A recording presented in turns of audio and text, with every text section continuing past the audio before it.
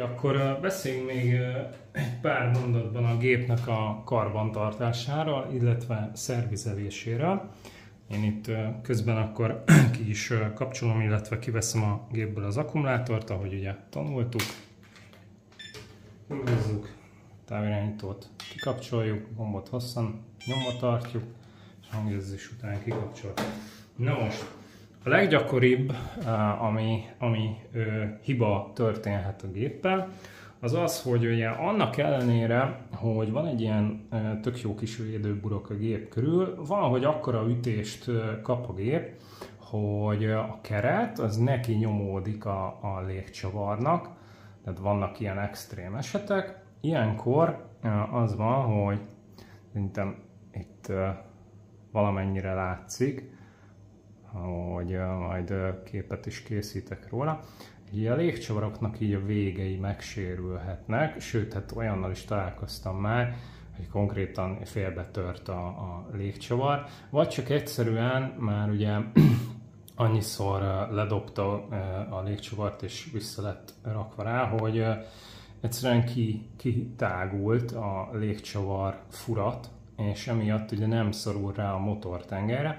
Talán itt egyébként, ott egy picit lehet látni, hogy ennek a légcsavarnak konkrétan ugye fölfele kunkorodik a vége. Az az igazság, hogy ez így még mindig használható. Lehet, hogy emiatt egy icipicit el fog húzni a gép, vagy nem pont úgy fog reagálni, nem pont olyan precízen fog reagálni, de ez így még teljesen használható. Na most, a készletben ugye van alapból egy szett légcsavar, piros és kék színű. És megpróbálom megmutatni, de lehet, hogy ezt is képen fogom kivágni. Van egy ilyen A és B jelölés, ott talán látszik valamennyire, igen, ott egy kis B betű. Mindegyik légcsavaron van egy A és B jelölés. Ez a forgás irányát takarja a légcsavarnak, tehát nem mindegy, hogy balra vagy jobbra forgó légcsavarokat tesztek fel a gépre. Itt egyébként ez nagyjából úgy néz ki, hogy ugye fehér az eleje. A jobb első motor, ez balra forog. Itt egyébként hát a légcsavar profilján talán valamennyire lehet látni, talán így ebből a szögből, igen. Szóval, hogy a jobb első motor az mindig balra forog, a mellette lévő bal első az jobbra forog, és akkor így megy tovább, hogy ugye ellentétesen vannak párban a légcsavarok. Tehát jobb első, bal hátsó balra forog, és a bal első és a jobb hátsó az pedig jobbra forog, de egyébként ugye betűvel is jelölve van, tehát ezt csak azért mondom, hogy ha valamiért légcsavart kell a gépen cserélni, akkor véletlenül se egy B-s légcsavart tegyetek fel egy A-s légcsavar helyére, mert akkor az ugye fordítva fog dolgozni, tehát a gép nem is fog tudni igazából felszállni. Jó, tehát ha ilyen hibával találkoztok, akkor valószínűleg az van, hogy fel lett cserélve két légcsavar, vagy akár több is föl lett cserélve egy gépen. Egyébként leszedni viszonylag könnyű ezeket a légcsavarokat, tehát ahogy látjátok itt a képen, vagy itt talán ezen az alsón lehet látni, ez csak egyszerűen föl van ugye húzva a motor tengelyére. Ezt viszonylag hát egy kis erő kifejtésével, de könnyen le lehet húzni a gépről. Így.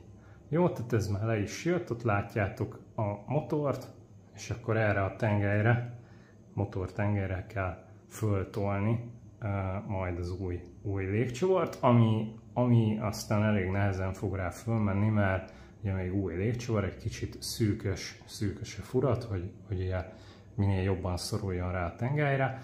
Akkor itt alulról megtámasztjátok a motort, és akkor így felülről rá tudjátok tolni a légcsavart, és le is tudjátok ellenőrizni, hogy biztos ne jöjjön le róla.